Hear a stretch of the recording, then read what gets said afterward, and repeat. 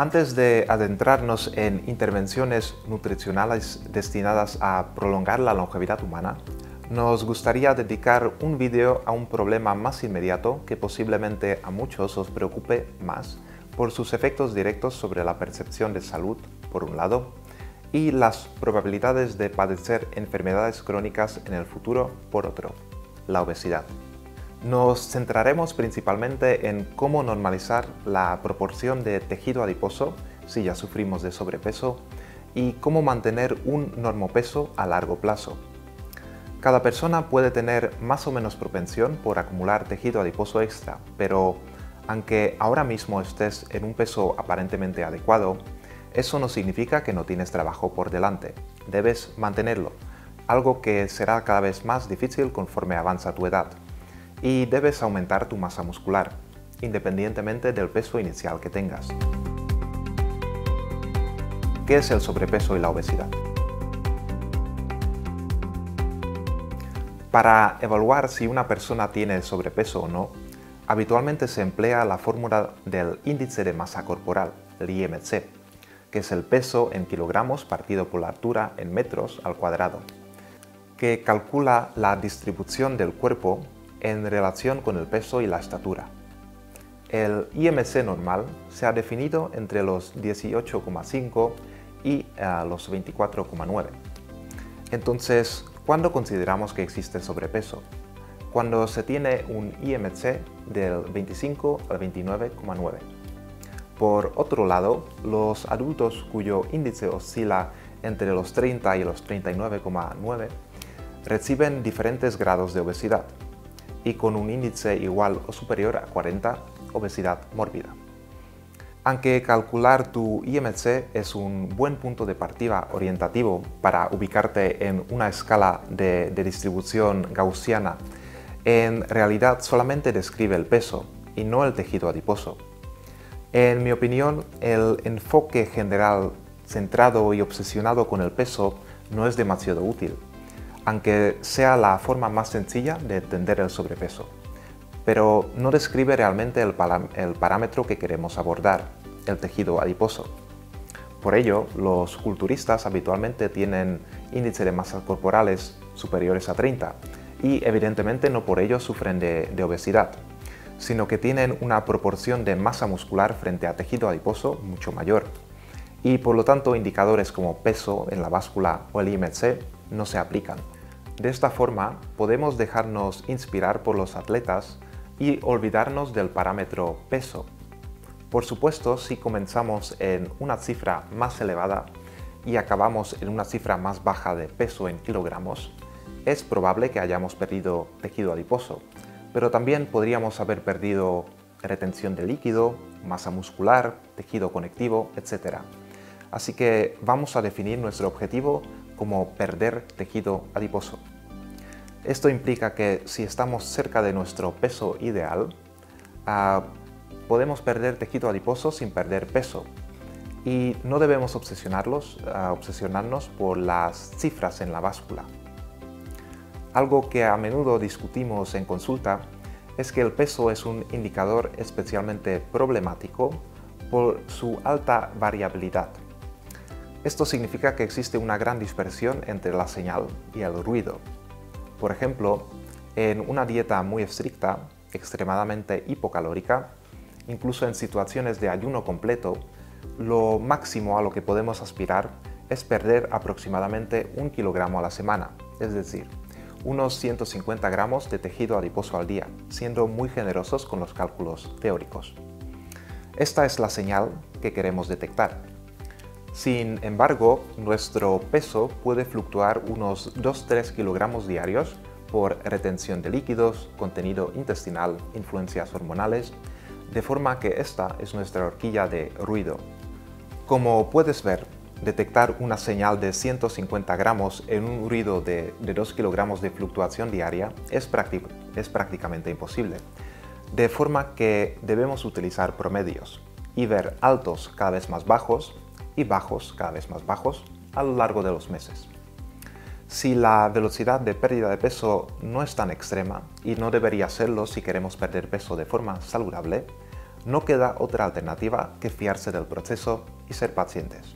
De esta forma, podría ser más útil utilizar mediciones de perímetro cintura-cadera, así como pliegues cutáneos, que son herramientas más avanzadas y dirigidas a deportistas.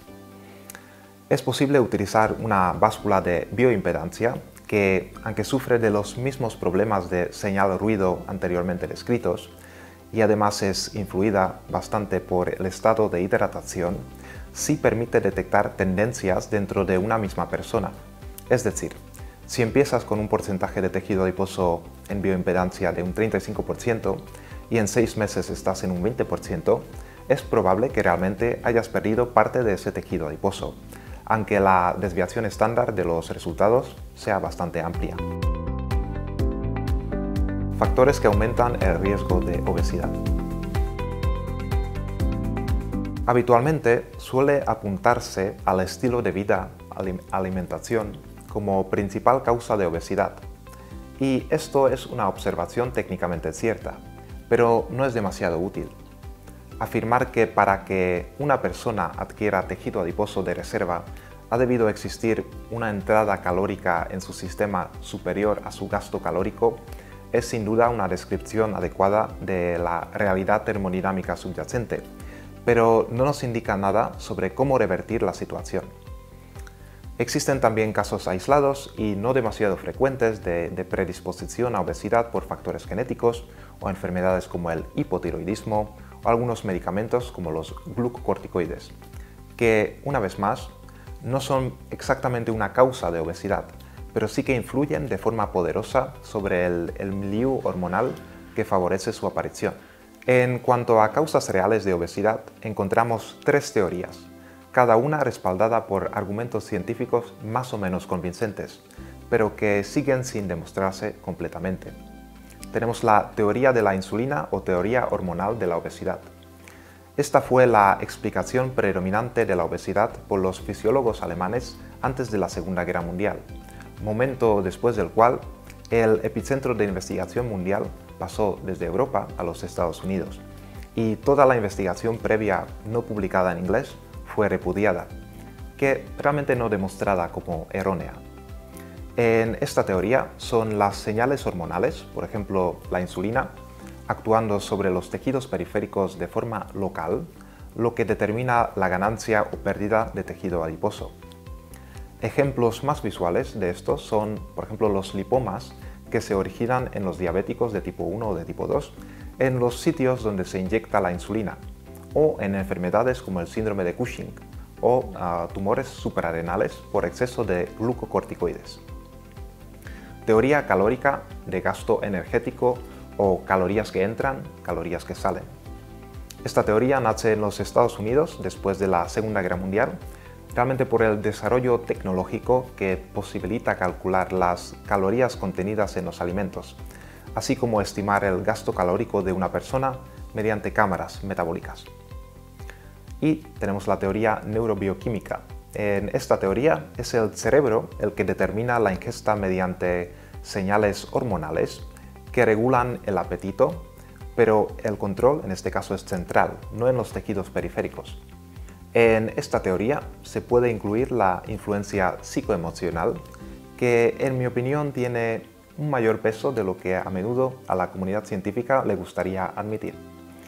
Además, si asumimos que las señales de apetito y saciedad están afianzadas en un punto central, el hecho de que la industria alimentaria diseña alimentos específicamente para maximizar su palatabilidad, lo más económicos y adictivos posibles, no ayuda demasiado a nuestra causa.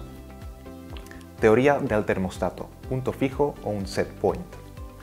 El cuerpo, tanto a nivel periférico como a nivel central, dispone de información almacenada sobre un punto predeterminado de peso que intenta mantener, ya sea mediante aumento de ingesta o reducción de gasto calórico. El punto inicial podría ser el normopeso, pero conforme aumenta el tejido adiposo y se estabiliza, el cuerpo tenderá a regresar a un punto previo de tejido adiposo superior, es decir, a un estado de obesidad.